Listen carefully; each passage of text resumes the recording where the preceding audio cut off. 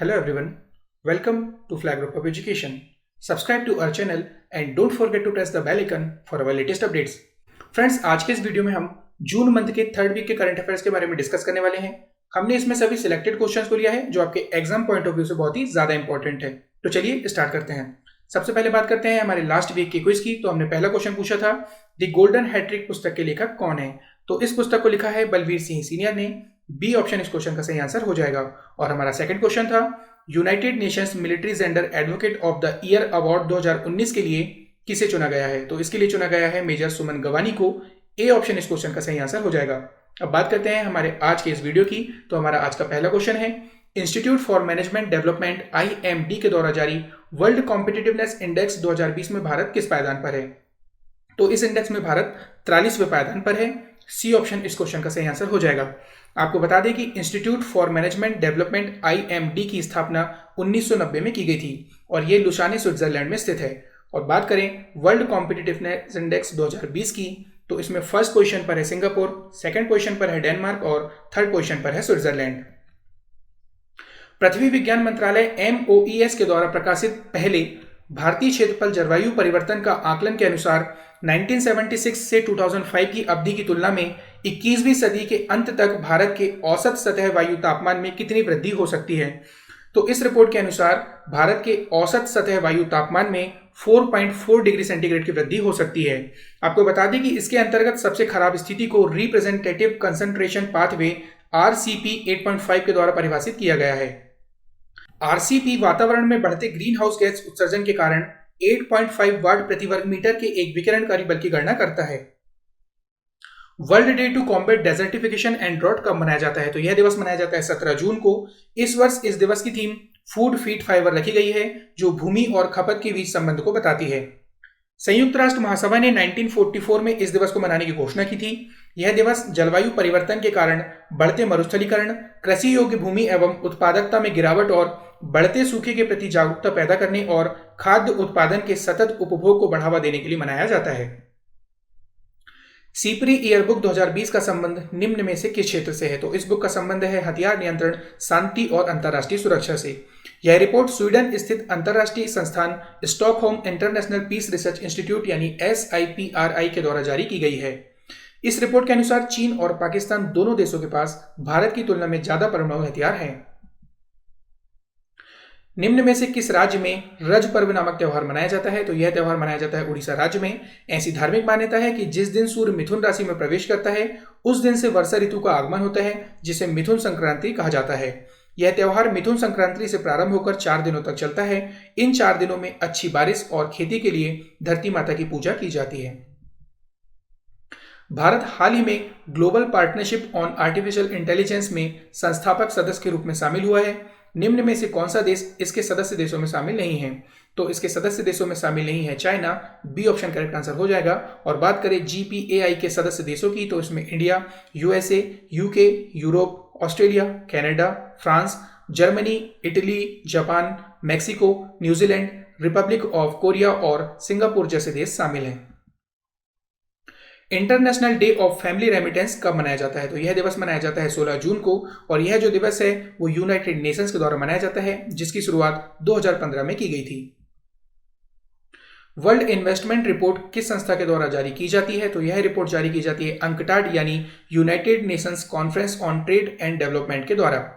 आपको बता दें कि UNCTAD यानी United Nations conference on trade and development की स्थापना 30 दिसंबर 1964 को की गई थी। इसका हेडक्वार्टर जिनेवा स्विट्जरलैंड में है। और बात करें वर्ल्ड इन्वेस्टमेंट रिपोर्ट 2020 की, तो इसमें फर्स्ट पोजीशन पर है USA। इस रिपोर्ट के अनुसार भारत का जो स्थान है वो 2019 में 9वें स्थान पर है, जो कि 2018 में 12वें स्थान पर था। हाल ही में जारी फीफा मेंस वर्ल्ड रैंकिंग 2020 में भारत किस पायदान पर है? तो इस रैंकिंग में भारत 108वें पायदान पर है। आपको बता दें कि फीफा का मतलब होता है the Federation International de Football Association, जिसकी स्थापना 21 मई 1904 को की गई थी। इसका हेडक्वार्टर ज्यूरिख स्विट्जरलैंड में है और प्रेजेंट में इसके प्रेसिडेंट हैं गियानी इन्फेंटिनो। और बात करें फीफा मेंस वर्ल्ड रैंकिंग 2020 की, तो इसमें फर्स्ट पोजीशन पर है बेल्जियम, सेकंड पोजीशन पर है फ्रांस और थर्ड पोजीशन पर है ब्राजील।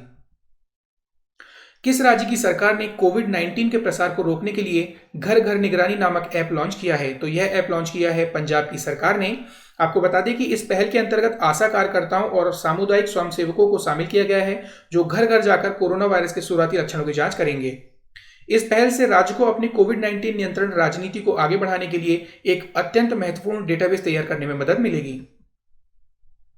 निम्न में से किसे केरल हॉकी का द्रोणाचार्य कहा जाता है? तो यह कहा जाता है श्रीधर शेनॉय को। इमेज में आप देख रहे हैं, ये श्रीधर शेनॉय जी हैं जिन्हें केरल हॉकी का द्रोणाचार्य कहा जाता है।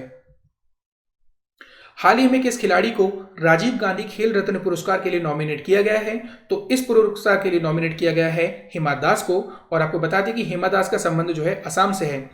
इमेज में आप देख रहे हैं, ये गोल्डन गर्ल हिमा दास हैं। इन्हें गोल्डन गर्ल के नाम से भी जाना जाता है और साथ ही इन्हें धींग एक्सप्रेस के नाम से भी जाना जाता है। इमेज में इनके कुछ गोल्ड मेडल्स की डिटेल्स हमने ऐड की हुई है। आप डिटेल स्टडी के लिए इस इमेज को नोट कर सकते हैं और इस इमेज से आप अपनी इंफॉर्मेशन को नोट डाउन कर सकते हैं। बात करें राजीव गांधी खेल रत्न पुरस्कार की, तो यह highest sports honour in India यानी भारत में खेल का सर्वोच्च सम्मान कहा जाता है। इसमें रिवॉर्ड के तौर पर 7,50,000 रुपए की राशि प्लस ये पदक दिया जाता है। और पहली बार यह जो पुरस्कार है वो 1991-92 में दिया गया था, यानी इस पुरस्कार की शुरुआत 1991 से 92 से की गई थी। और पहली बार यह पुरस्कार जो है विश्वनाथन आनंद को दिया गया था और लास्ट ईयर 2019 में दीपा मलिक और बजरंग पूनिया को राजीव गांधी खेल रत्न पुरस्कार प्रदान किया गया था। खेलो इंडिया स्कीम के तहत खेलो India state centre of excellence KISCE की स्थापना की जा रही है। निम्न में से कौन सा राज्य इसमें शामिल नहीं है? तो इसमें शामिल नहीं है Punjab. B option correct answer हो जाएगा। इसके पहले चरण में 8 राज्यों कर्नाटक, उड़ीसा, केरल, तेलंगाना और उत्तर पूर्वी राज्य अरुणाचल प्रदेश, मणिपुर, मिजोरम और नागालैंड को शामिल किया गया है। इस पहल का मकसद भारत के प्रत्येक राज्य में उपलब्ध खेल सुविधाओं को विश्व स्तरीय खेल अकादमियों में परिवर्तित करना है, जहां देश भर के एथलीट खेलों में बेहतर प्रशिक्षण प्राप्त कर सकें। निम्न में से किस देश को हाल ही में हुए संयुक्त राष्ट्र सुरक्षा परिषद के गैर स्थायी सदस्यों के चुनाव में हार का सामना करना पड़ा? तो इस चुनाव में हार का सामना करना पड़ा है कनाडा की सरकार को। आपको बता दें कि इस चुनाव में भारत को 2 वर्ष के कार्यकाल के लिए 2021-22 के लिए चुना गया है। इस जीत के लिए भारत को मतदान के लिए उपस्थित 192 सदस्य देशों के 128 जो कि 2/3 हैं मतों की जरूरत थी, जिसमें भारत ने 184 मत हासिल किए हैं। सुरक्षा परिषद की गैर स्थायी सदस्यता के लिए भारत के अलावा आयरलैंड, मेक्सिको और नॉर्वे को भी चुना गया है। आपको बता दें कि संयुक्त राष्ट्र सुरक्षा परिषद में कुल 15 सदस्य होते हैं, जिनमें 5 स्थायी सदस्य होते हैं, जिनमें USA, फ्रांस, UK, रशिया और चाइना शामिल हैं, और 10 गैर स्थायी सदस्य होते हैं एवं इन गैर स्थायी सदस्यों का कार्यकाल 2 वर्षों का होता है।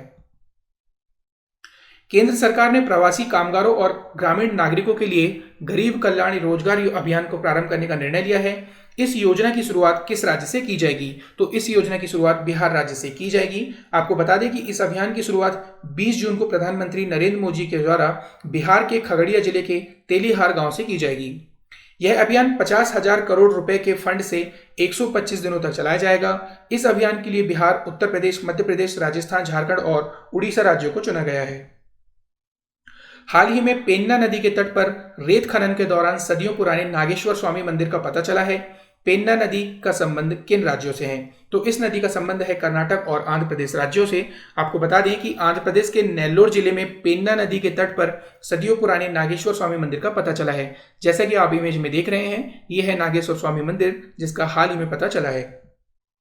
पौराणिक कथाओं के अनुसार इस मंदिर का संबंध भगवान शिव और भगवान परशुराम से माना जा रहा है। पेन्ना नदी को पेन्नूरू या पेन्नेर नदी भी कहा जाता है। यह नदी कर्नाटक राज्य से निकलती है और आंध्र प्रदेश से होते हुए बंगाल की खाड़ी में जाकर मिल जाती है। किस राज्य या केंद्र शासित प्रदेश में विश्व का सबसे बड़ा कोविड-19 देखभाल सुविधा केंद्र स्थापित किया जा रहा है? तो यह स्थापित किया जा रहा है केंद्र शासित प्रदेश दिल्ली में। डी ऑप्शन करेक्ट आंसर हो जाएगा। आपको बता दें कि दक्षिण दिल्ली के राधा स्वामी आध्यात्मिक केंद्र को 200 से अधिक हॉल और 10,000 से अधिक बेड की सुविधा के साथ दुनिया के सबसे बड़े कोविड-19 देखभाल सुविधा केंद्र में परिवर्तित करना प्रारंभ कर दिया गया है। इस केंद्र का क्षेत्र 22 से अधिक फुटबॉल के मैदानों जितना बड़ा है। एशियन डेवलपमेंट बैंक ADB के द्वारा हाल ही में जारी किए गए एशियन डेवलपमेंट आउटलुक के अनुसार वित्तीय वर्ष 2020-21 में भारतीय अर्थव्यवस्था में कितने प्रतिशत की कमी का अनुमान लगाया गया है? तो इस आउटलुक के अनुसार भारतीय अर्थव्यवस्था में 4% की कमी का अनुमान लगाया गया है। आपको बता दें कि ADB यानी एशियन डेवलपमेंट बैंक की स्थापना 19 दिसंबर 1966 को की गई थी। इसका हेडक्वार्टर मडायलंग, मनीला, फिलीपींस में है और इसके प्रेसिडेंट हैं Masatsugu Asakawa. The family and the nation नामक पुस्तक के लेखक कौन है? Acharya Mahapragya, doctor APJ Abdul Kalam, A और बी दोनों, विक्रम सेठ। तो इस क्वेश्चन का सही आंसर हो जाएगा ऑप्शन सी, ए और बी दोनों, यानी आचार्य महाप्रज्ञ और डॉक्टर एपीजे अब्दुल कलाम दोनों ने मिलकर इस पुस्तक को लिखा है। आपको बता दें कि आचार्य महाप्रज्ञ जैन संत होने के साथ एक दार्शनिक विचारक और चिंतक थे। इनका जन्म 1920 में राजस्थान में हुआ था। आचार्य महाप्रज्ञ को आधुनिक समय का स्वामी विवेकानंद भी कहा जाता है। International day for the elimination of sexual violence in conflict कब मनाया जाता है? तो यह दिवस मनाया जाता है 19 जून को। संयुक्त राष्ट्र ने 2015 में हर साल इस दिवस को मनाने की घोषणा की थी। यह दिवस दुनिया भर में यौन हिंसा के सभी पीड़ितों और बचे हुए लोगों का सम्मान करता है और उन बहादुर लोगों को श्रद्धांजलि अर्पित करता है जिन्होंने इस तरह के अपराधों के उन्मूलन के लिए आवाज उठाई और अपना जीवन समर्पित कर दिया।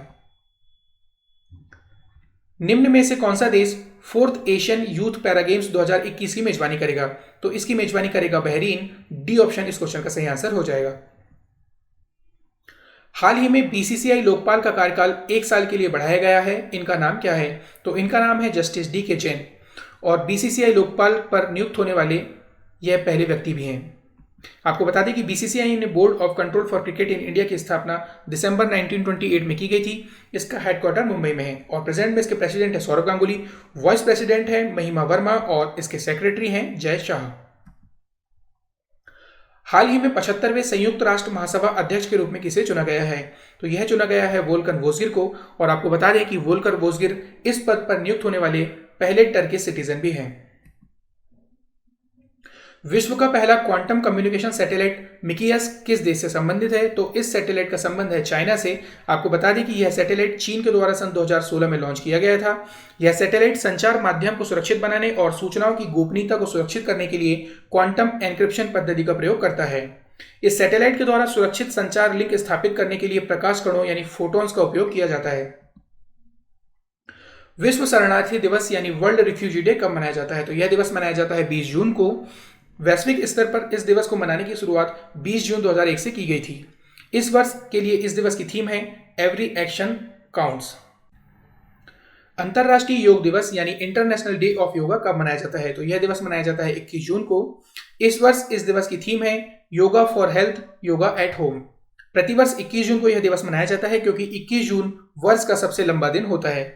पहली बार यह दिवस 21 जून 2015 को मनाया गया था, जिसकी पहल भारत के प्रधानमंत्री नरेंद्र मोदी ने 27 सितंबर 2014 को संयुक्त राष्ट्र महासभा में अपने भाषण से की थी। 11 दिसंबर 2014 को संयुक्त राष्ट्र के 177 सदस्यों के द्वारा 21 जून को अंतरराष्ट्रीय योग दिवस को मनाने के प्रस्ताव को मंजूरी मिली थी।